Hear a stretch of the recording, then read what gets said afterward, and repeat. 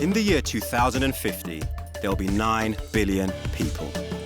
How do we feed them safely, fairly, and well? And make sure every mouth is fed.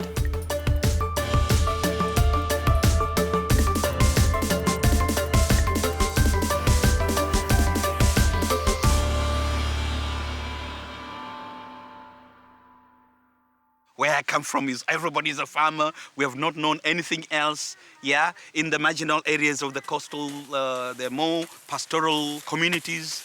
People are also embracing crop farming.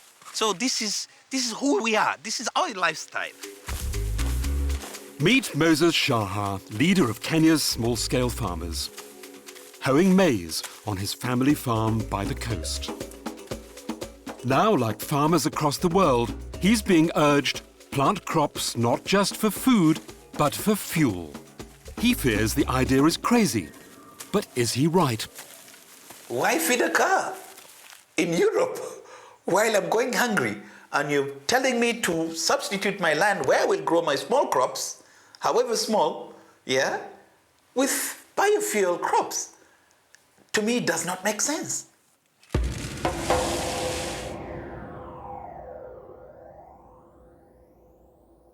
We must choose between the two, food or fuel. Simply because Africa for a long time has had a problem in feeding itself. While Africa's short of food, the world is running short of fuel. Until now, the fuels that power prosperity have been mostly coal, oil and gas. But these fossil fuels can pollute and are running short. Whereas new technology means cars, even power grids, can run on fuels from crops, like ethanol from corn or sugarcane. So farmers have a choice, plant food or fuel. Trouble is, farmers are rarely consulted. The global biofuels debate is discussed at the international level in some other countries, and then it is thrown down our throats to digest. They don't even bother to ask us on the ground our opinion on the use of biofuels. It is not discussed at the level where it is to be produced. These are the farmers. The black seeds of the jatropha tree, rich in fuel that can be burnt like oil. Jatropha is the biofuel that everyone's talking about in Kenya. In theory, jatropha could mean growing biofuels without jeopardizing food security. That's because it grows in marginal lands, where food crops don't flourish so well. There are particular species of crops which grow in very marginal lands, sometimes even saline lands that have high levels of salt. Jatropha is a good example. And in fact, jatropha grows more where the land is marginal. So Moses could grow not corn, but jatropha. An oil well in his garden? He's not yet convinced. We do have spots of places where jatropha has been grown in homesteads. And we have been trying to see if those seeds can produce enough oil for someone to be bold enough to say, this is going to change my lifestyle. And what we fear is to replace food crops for jatropha crop. Agrofuels has been touted as the wonder crop, the liquid gold that they say it is. We're yet to discover that. The world's increasing demand for biofuels over the next 20 years could need an area 1.5 times the size of Kenya. So Future Food took Moses on a trip to help solve his and our dilemma. Food or fuel. He'll be in for some surprises. Moses' first stop from Kilifi, his hometown, is just 3 hours away in the Tana Delta and the village of Dida Ade.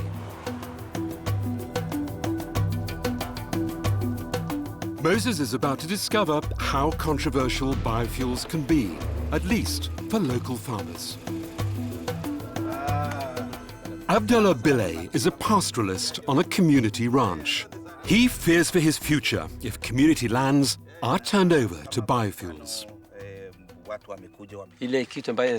What scares us most is the Jatropha project, because they believe that our land is idle.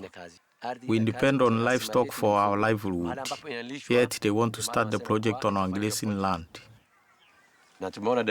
We can see the signs that they want to start planting jatropha. Do you know why they are planting it?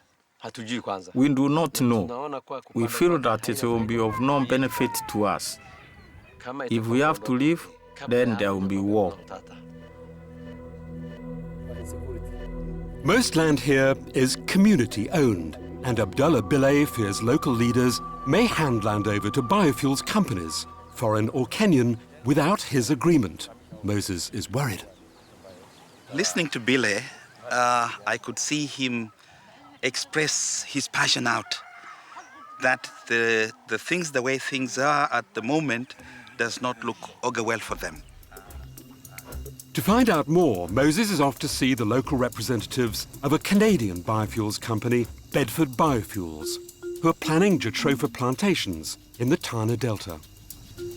From here, I am going to visit Bedford jatropha plantation. I want to relate what Billay has been informing us, the fears that they have.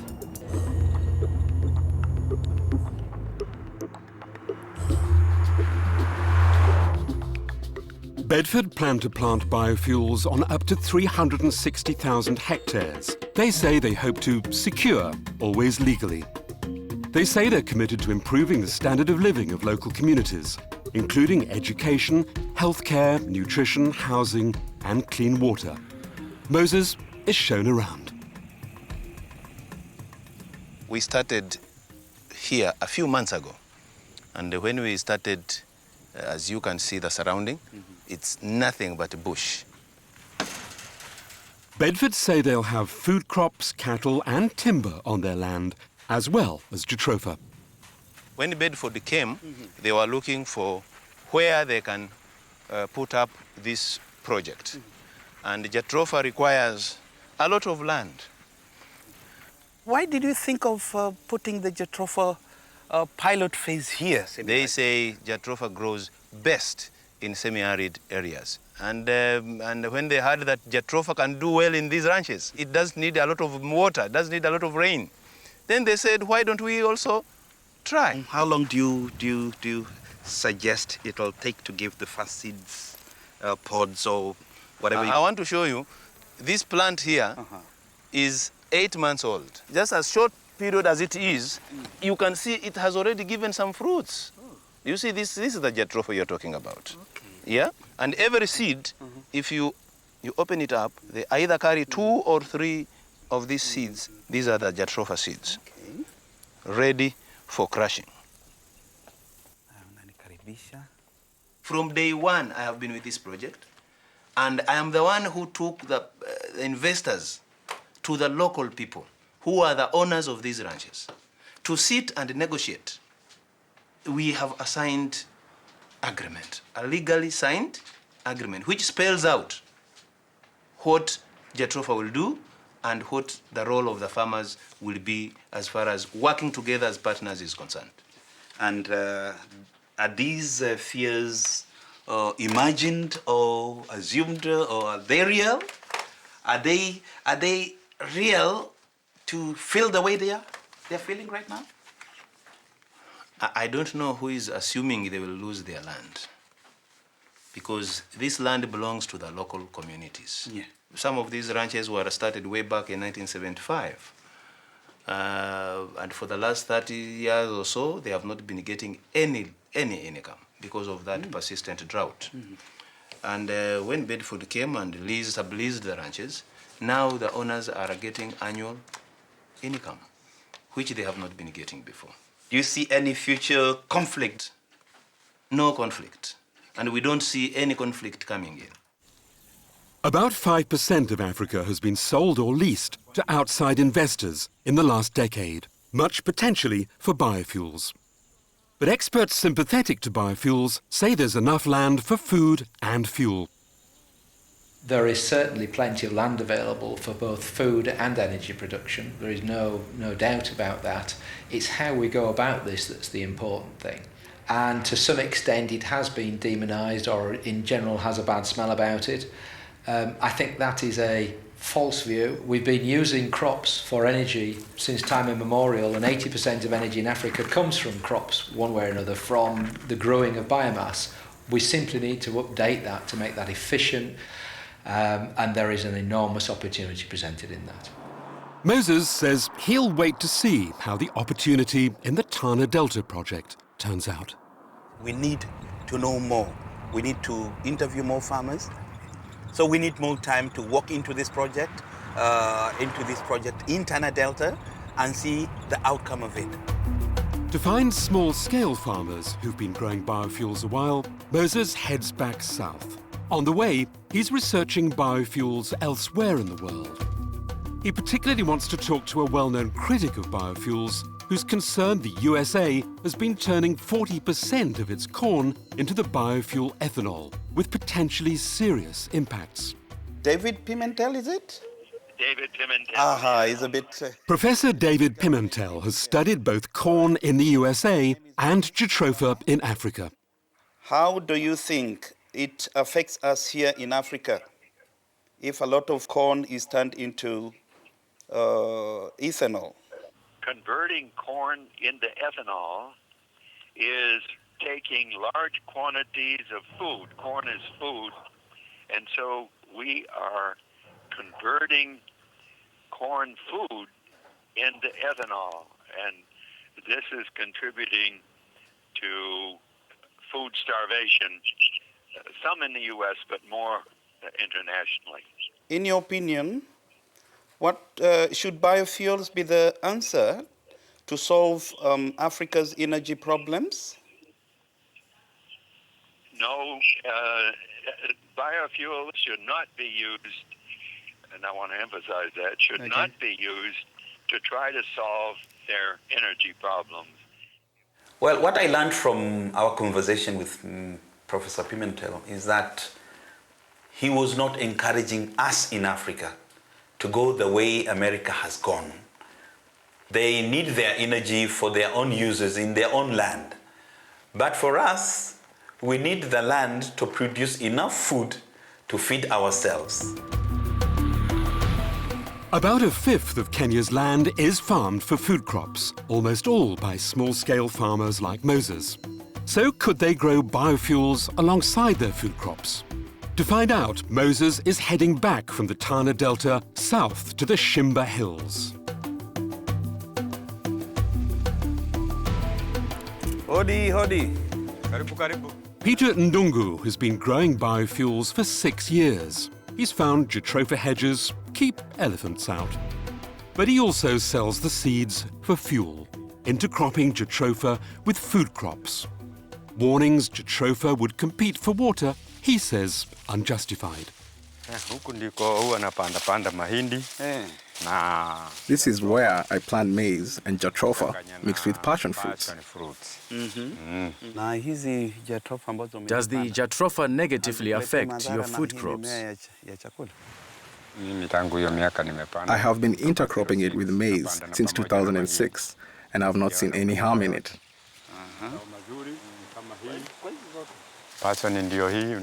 Look at how healthy these passion fruits are. Would you advise other farmers to follow your example? I would advise them to plant jatropha and get some income, and also from the passion and the maize. They can reap the benefits of 3 crops at a go from one farm. Moses is still skeptical. Looks a good thing. It looks a good thing. But still, remember I said there were very few trees. 2, the production was very minimal. It was not convincing. Had I seen some twigs bending under the weight of fruit or pods, then I would have thought otherwise. But, as we pointed out, Peter's still growing food crops too. His food security may not be at risk, but still, what is his proceeds out of the jatropha plants? Are the jatropha plants enough to give him a livelihood? No. So is Moses too skeptical about biofuels? He's come to Energy Africa to meet the people who introduced jatropha to Peter and 100 other local farmers. Ulrich, how are you? They're a Kenyan company who farm sustainable oil crops and food for the tourist trade. So what goes on here? Moses hears they started cultivating jatropha 7 years ago with high hopes, using their own oilseed crushers.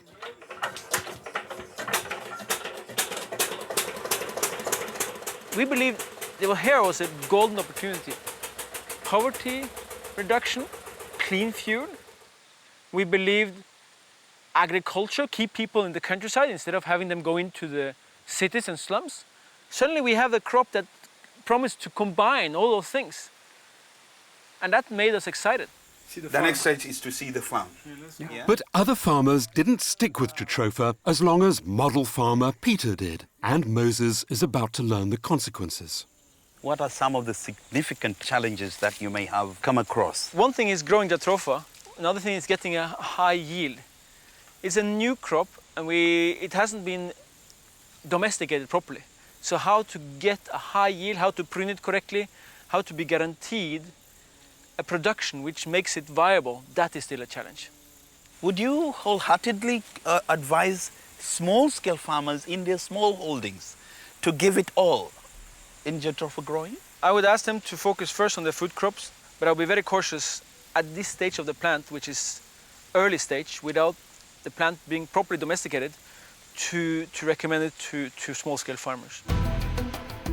With such uncertain evidence, Moses is wondering about other countries in Africa. Southern Africa produces about 2% of the world's biofuels. Moses wants to know if a leading advocate of biofuels in Zambia can offer encouragement. In my journey, I really needed to know, beside my home country, what is it about jatropha and other fuel crops. So I decided to Skype Professor Cynical in Zambia.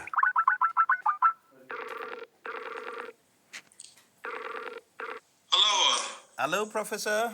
Good. I can hear you now. Professor Cynical tells Moses that given a choice between food and fuel, small-scale farmers will always make sure they're growing enough food for their families. So biofuels can safely be a source of cash without endangering food security. For a farmer, the first target is food. They'll sell their produce in the food market. It's only what they can't sell that they'll target, they'll now throw into the biofuels market. Therefore, I don't see disruption to the food production. The professor says if Zambia used a quarter of its land for biofuels, it could earn almost 5 times its current GDP. We could more than transform the continent. Kenya would be rehabilitated. I've been to Kenya. The professor not quite winning Moses over. Still, he did not convince me that what about food security? What about our land? Because if it is the answer to Africa's energy problems, it means we have to abandon food crops and put all our land under fuel crops. And if it is so, where are we getting the food? That's not true. As our Kenyan director pointed out, nobody's suggesting all land should be devoted to biofuels. Couldn't we strike a balance? There could be a balance, you know. You could put some, because don't forget, people do need energy. Yes, of course, that is the way people look at it. Scientists look at it. Entrepreneurs look at it. That is the way they're convincing us. But, as I told you, one example is the intercropping of one farmer in Kenya, where I visited, Mr. Peter. There wasn't enough to convince me that he's getting enough to feed his family. In the same context, even in Africa, it is the same story. Even if we intercrop, how much land will we need to get enough oil? It means vast hectares and acres. Vast acres, Moses fears, like those now being devoted to biofuels worldwide, as the USA, the EU and others try and move to so-called cleaner fuel. The temptation to switch land from food to fuel has been blamed for pushing up world food prices. Though the UN agency which assists small-scale farmers, IFAD, is cautious of such claims. Most of the arguments are perhaps in the US, where a lot of corn goes into biofuel production. But when you look at it globally, it probably is not the cause of price hikes or food shortages. This year and last year, there have been severe climate impacts on crops. We're looking at the impact of climate change in our agricultural systems. So it is not just biofuel production. There's still the key argument for jatropha. It grows in marginal lands where little else does. Moses driving 300 kilometers inland from the Shimba Hills to Matito Ande, classified as marginal land like 2/3 of Kenya. So can biofuels help not just big companies, but small-scale farmers on marginal lands? Boniface Mwerki scrapes a living on a 5-acre farm so badly affected by drought, he rarely grows enough food for himself and his wife. They rely on food parcels for much of the year. What Boniface does grow, the biofuel jatropha. And on his own farm, not some huge plantation. The drought-resistant crop first suggested to him by a private foundation. Small-scale farmer Moses helping his hard-pressed colleague out for the morning. So does jatropha benefit you more than growing the food crops? Jatropha is 10 times more profitable than when I farm food. Because when the drought comes, we cannot rely on those food crops. Jatropha, therefore, provides an alternative income for me to buy food. Moses hoes on thoughtfully. Small-scale farmer saved from hunger by biofuels. He wants to know more. We're going to see those who introduced this jatropha farming to the small-scale farmers here and why they believe that this is the way the farmers should go to be able to make ends meet. The jatropha project's run by the Vanilla Jatropha Foundation. The seeds are brought into town to be processed. They're grown by the 300 farmers the foundation's introduced to biofuels. Foundation Director Lorna Amwodo still with some work to do to convince Moses. This is basically how the seed looks. We store it, we make sure that insects are kept away. Lorna says the farmers are offered 20 shillings a kilo, about 20 US cents.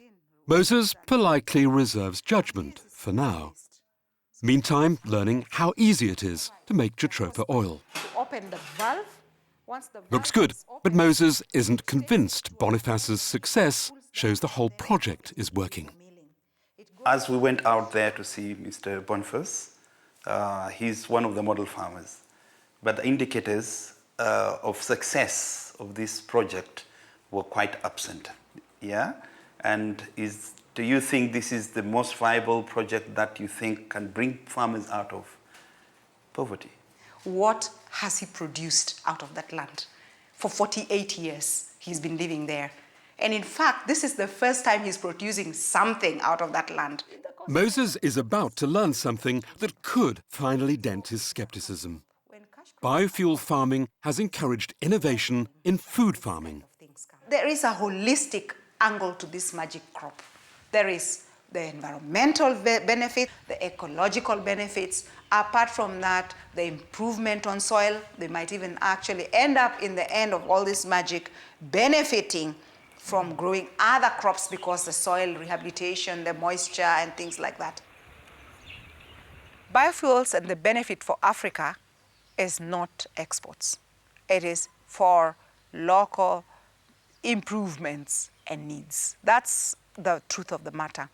It will never make a big industry for exports. It will never make a big industry, but it will improve the lives as they are. I saw that it takes such a long time and such a big field to make meaningful production.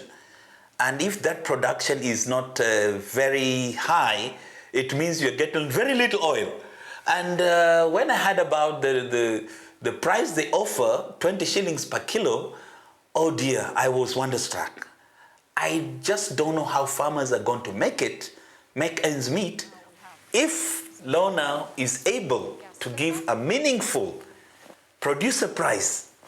Then I will join her to convince farmers, right? But if it's 20 shillings a kilo, I'm still not convinced. Moses now uncertain what to advise other farmers, though not yet ready for biofuels himself. Moses Shaha would not plant jatropha as yet, because I am torn in between the stories that I've seen. With Kenya only growing 12% of its own food, concerns about handing land over to biofuels are inevitable. But despite fears of so-called land grabbing, biofuels clearly present opportunities. I believe that biofuels and bioenergy represent an opportunity for farmers to improve production, diversify their income. A lot of thought has to go into this. It's not a case of large plantation agriculture. Systems have to be employed that ensure that local farming expertise and local communities are thoroughly involved. The bioenergy is a natural asset of Africa, and it's very much for Africa to decide how they use that resource, and my heartfelt wish is that it's used sensibly, and if it is, it will be a rich resource for them in developing their agriculture and in reducing their energy costs and having clean, renewable energy. Moses is back on his family farm on the Kenyan coast. He still has the same concern about biofuels as many farmers he represents. Biofuels may be the future, but this is a continent with a history of famine. So it's not surprising if this very influential farmer is, for now, putting food before fuel. If you take away our land, where do we grow our food? How do we live off our land? If you have to beg food from other countries outside the continent, it means we cannot feed ourselves. Then what about that?